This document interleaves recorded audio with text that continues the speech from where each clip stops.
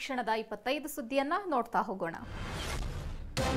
1992ರಲ್ಲಿ ರಾಮ ಜನ್ಮಭೂಮಿ ಹೋರಾಟ ವೇಳೆ ಹುಬ್ಬಳ್ಳಿಯಲ್ಲಿ ಗಲಭೆ ನಡೆದಿತ್ತು. ಗಲಭೆ ಪ್ರಕರಣದ A3 ಆರೋಪಿಯಾಗಿದ್ದ ಶ್ರೀಕಾಂತ್ ಪೂಜಾರಿಯನ್ನ ಕಳೆದ ಶುಕ್ರವಾರ ಪೊಲೀಸರು ಬಂಧಿಸಿದ್ದಾರೆ.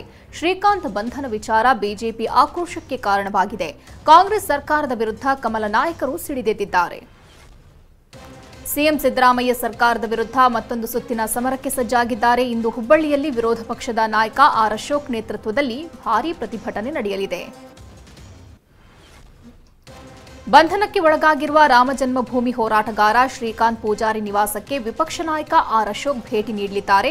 ಬೆಳಗ್ಗೆ 11:30ಕ್ಕೆ ಹುಬ್ಬಳ್ಳಿಯ ಶಹರ ಠಾಣೆ ಎದುರು ಪ್ರತಿಭಟನೆ ನಡೆಸಲಿದ್ದು, ಆರ್ ಅಶೋಕ್ ನೇತೃತ್ವದಲ್ಲಿ ಠಾಣೆಗೆ ಮುತ್ತಿಗೆ ಹಾಕಲು ನಿರ್ಧಾರ ಮಾಡಲಾಗಿದೆ. ಹುಬ್ಬಳ್ಳಿಯಲ್ಲಿ ಕರಸೇವಕನ ಬಂಧನ ಖಂಡಿಸಿ ರಾಜ್ಯ ಮಟ್ಟದಲ್ಲಿ ಪ್ರತಿಭಟನೆಗೆ ಬಿಜೆಪಿ ರಾಜ್ಯಾಧ್ಯಕ್ಷ ಬಿವೈ ವಿಜೇಂದ್ರ ಸೂಚನೆ ನೀಡಿದ್ದಾರೆ. ಎಲ್ಲಾ ಜಿಲ್ಲಾ ಕೇಂದ್ರಗಳಲ್ಲಿ ಪ್ರತಿಭಟನೆ ಮಾಡಲು ಸೂಚನೆ ನೀಡಲಾಗಿದೆ. ಜಿಲ್ಲಾ ಘಟಕಗಳಿಗೆ ವಿಜೇಂದ್ರ ಸೂಚನೆ ಕೊಟ್ಟಿದ್ದಾರೆ.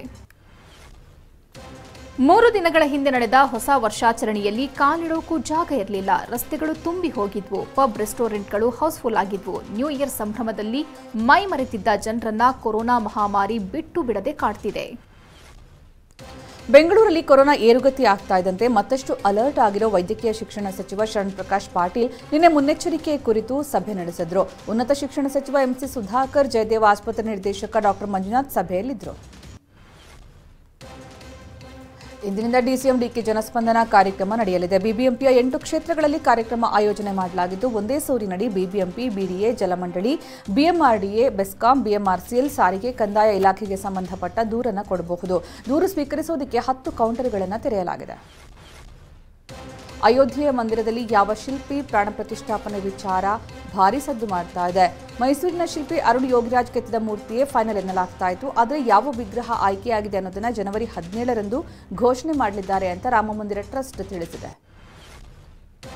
ದೇಶದ 8 ರಾಜ್ಯಗಳಲ್ಲಿ ತೈಲ ಹಾಹಾಕಾರ ಸೃಷ್ಟಿಸಿದ ಲಾರಿಗಳ ಮುಷ್ಕರ ಅಂತ್ಯವಾಗಿದೆ. ಹಿಟ್ ಅಂಡ್ ರನ್ ಕೇಸ್ಗೆ 10 ಲಕ್ಷ ಜೈಲು ಶಿಕ್ಷೆ ವಿಧಿಸುವ ಪ್ರಸ್ತಾಪದ ವಿರುದ್ಧ ಲಾರಿ ಮಾಲೀಕರು ಪ್ರತಿಭಟನೆಗೆ ಇಳಿದಿದ್ರು. ಕಾಯ್ದೆ ಬಗ್ಗೆ ಪರಿಶೀಲಿಸ್ತೀವಿ ಅಂತ ಭರವಸೆಯಿಂದ ಮುಷ್ಕರ ಅಂತ್ಯವಾಗಿದೆ. ಅದಾನಿ ಹಿಂಡನ್ಬರ್ಗ್ ವಿವಾದದ ಭಾರೀ ಸಂಚಲನ ಮೂಡಿಸಿದೆ. ಈ ಬಗ್ಗೆ ಸ್ವತಂತ್ರ ತನಿಖೆ ನಡೆಸಬೇಕು ಅಂತ ಕೋರಿ ಸಲ್ಲಿಸಲಾಗಿರುವ ಅರ್ಜಿಗಳ ಕುರಿತು ಸುಪ್ರೀಂ ತೀರ್ಪನ್ನು ಇಂದು ಪ್ರಕಟಿಸಲಿದೆ.